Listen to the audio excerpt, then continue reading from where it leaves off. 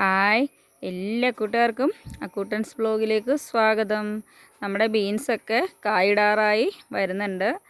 മുകളിൽ വരെ അത്യാവശ്യം നന്നായിട്ട് വള്ളി വീശിയിട്ടുണ്ട്. പിന്നെ ഇപ്പോൾ ഏറ്റവും വലിയൊരു പ്രശ്നമെന്ന് വെച്ച് കഴിഞ്ഞാൽ വെള്ളത്തിൻ്റെയാണ്. നമുക്ക് വെള്ളം തീരെ കുളത്തിൽ കുറഞ്ഞുകൊണ്ടിരിക്കുന്നു. അപ്പോൾ നല്ല രീതിയിൽ കുറവെന്ന് തന്നെ പറയാം. എന്തായാലും ഞാൻ ആഗ്രഹിച്ച് കുറച്ച് ബീൻസ് നട്ടും പോയി. പിന്നെ ഇതാ കുറച്ച് മുളകുകളൊക്കെ ഉണ്ടല്ലോ, എന്തായാലും അവർക്ക് വെള്ളം ഒഴിച്ച് കൊടുക്കാതിരിക്കാൻ പറ്റില്ലല്ലോ. അപ്പം ശരിക്കും ഞാൻ സങ്കടത്തിലുമാണ്. എന്നാൽ ഒരു വർഷം ആലോചിക്കുമ്പോൾ എങ്ങനെയെങ്കിലും അവർക്കുള്ള വെള്ളം അഡ്ജസ്റ്റ് ചെയ്ത് ഒഴിക്കാമെന്ന് തന്നെയാണ് വിചാരിക്കുന്നത്. കണ്ട എല്ലാവരും നന്നായിട്ട് തന്നെ വള്ളി വീശിയിട്ടുണ്ട്. ചെറിയ രീതിയിൽ പൂക്കൾ വന്നു തുടങ്ങിയിട്ടുമുണ്ട്. അപ്പോൾ ഈ മാസം പകുതിയോടുകൂടി തന്നെ നമുക്ക് ബീൻസ് ഉണ്ടായി തുടങ്ങും. ശരിക്കും ഇപ്പോൾ ബീൻസിൻ്റെ വില മാർക്കറ്റിൽ പോയപ്പോഴേ കഴിഞ്ഞ ദിവസം ഞാൻ ഞെട്ടിപ്പോയി. ശരിക്കും 150 രൂപ എന്ന് പറഞ്ഞ കടക്കാരൻ. എനിക്ക് ബീൻസ് വേണ്ടായിരുന്നു, ഞാൻ ചുമ്മാ ബീൻസ് ഇരിക്കണുണ്ട് ബീൻസിൻ്റെ വില ഒന്ന് ചോദിച്ചു. 150 രൂപ എന്ന് പറഞ്ഞ്. ശരിക്കും 150 രൂപ എന്ന് പറഞ്ഞ് ഞാൻ ഞെട്ടിപ്പോയി കേട്ടോ. കാരണം ഞാൻ ബീൻസൊക്കെ എൻ്റെ അടുത്തുള്ളത് കൊണ്ട് തന്നെ ഞാനങ്ങനെ ബീൻസൊന്നും കടയിൽ നിന്ന് വാങ്ങിക്കാറേ ഇല്ല. അപ്പോൾ നമ്മൾ ജൈവ രീതിയിൽ വളർത്തിയിട്ട് വിൽക്കുമ്പോഴാണ് ആൾക്കാർക്കെല്ലാം റേറ്റ് പറയുമ്പോൾ ഭയങ്കര ബുദ്ധിമുട്ട്. പക്ഷേ കടയിൽ 150 അല്ല 200 ആയെന്ന് പറഞ്ഞാലും ആൾക്കാർ വാങ്ങിക്കും. അതങ്ങനെയാണല്ലോ നമ്മുടെ മലയാളികൾ പൊതുവേ തന്നെ.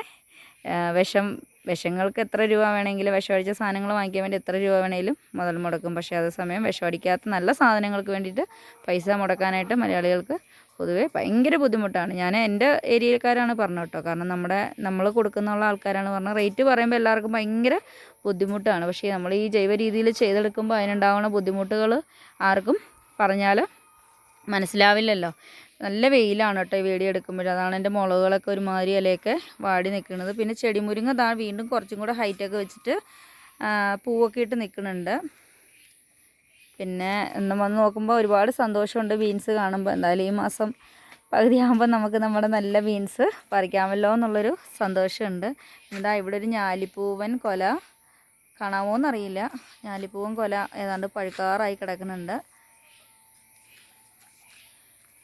കണ്ടോ, പഴുക്കാറായി വന്നിട്ടുണ്ട്. നമ്മുടെ വീട്ടിലെ ആവശ്യത്തിന് നമുക്ക് ഉപയോഗിക്കാമല്ലോ.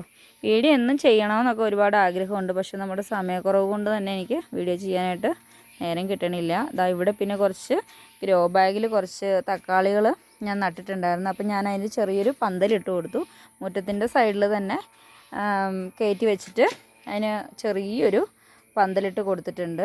എന്തായാലും അവർ നല്ല ഉഷാറായിട്ട് തന്നെ നിൽക്കുന്നുണ്ട്. നല്ല അടിപൊളിയായിട്ട് തന്നെ നിൽക്കുന്നുണ്ട്. കണ്ടോ, ഇപ്പം നമ്മുടെ മുറ്റത്തിൻ്റെ ഈ ഏരിയയിൽ മാത്രമേ ശരിക്കും പച്ചക്കറികൾ ഉള്ളൂ. ഒരുപാട് ദൂരോട്ടൊന്നും മാറി പച്ചക്കറികൾ ഇല്ല. വെള്ളം ഒഴിക്കാനും എനിക്ക് എളുപ്പം. പിന്നെ വെള്ളം കുറവും ആയതുകൊണ്ട് തന്നെ ഞാൻ പറമ്പിലോട്ടൊന്നും ഒരുപാട് കയറ്റി നട്ടിട്ടില്ല.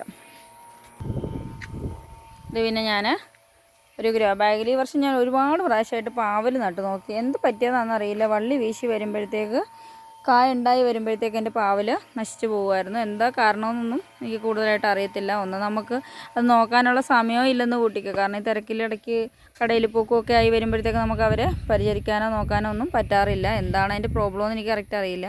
ഇപ്പോൾ എന്തായാലും ഒരു ഗ്രോ ബാഗിൽ 2 തൈ കിളിർത്ത് വന്നിട്ടുണ്ട്. പച്ചപ്പാവയ്ക്കയാണ്.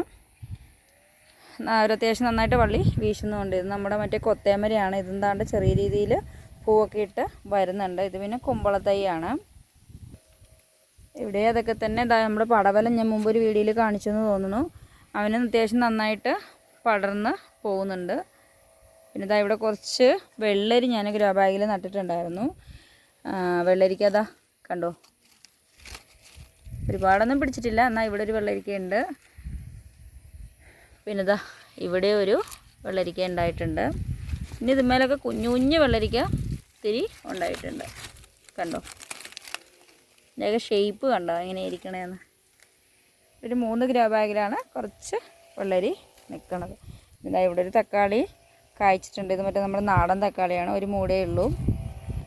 എന്തെങ്കിലും ചെറിയ ആവശ്യങ്ങൾക്ക് നമുക്ക് ഉപയോഗിക്കാനുള്ളത് എന്തായാലും കിട്ടും. പിന്നെ വഴുതനങ്ങയുടെ കാര്യമൊന്നും പറയേണ്ടയില്ല. വഴുതനങ്ങ നന്നായിട്ട് ഉണ്ടാകുന്നുണ്ട്. പക്ഷേ നമ്മുടെ വഴുതനയിൽ ചെറിയ രീതിയിലൊരു പുഴുക്കളുടെ ശല്യം ഉണ്ടായിട്ടുണ്ട്. ഇപ്പോൾ ചൂട് കാലത്ത് ഏറ്റവും കൂടുതൽ പുഴു ശല്യങ്ങളൊക്കെ പച്ചക്കറിയിൽ ഉണ്ടാവും.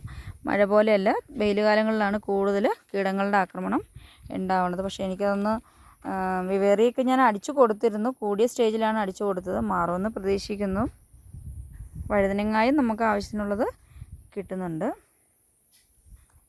അപ്പോൾ ഇത്രയേ ഉള്ളൂ നമ്മുടെ ഇന്നത്തെ വീഡിയോ. വീഡിയോ ഇഷ്ടമായാൽ ലൈക്ക് ചെയ്യാനും ഷെയർ ചെയ്യാനും കമൻറ്റ് ചെയ്യാനും മറക്കണ്ട.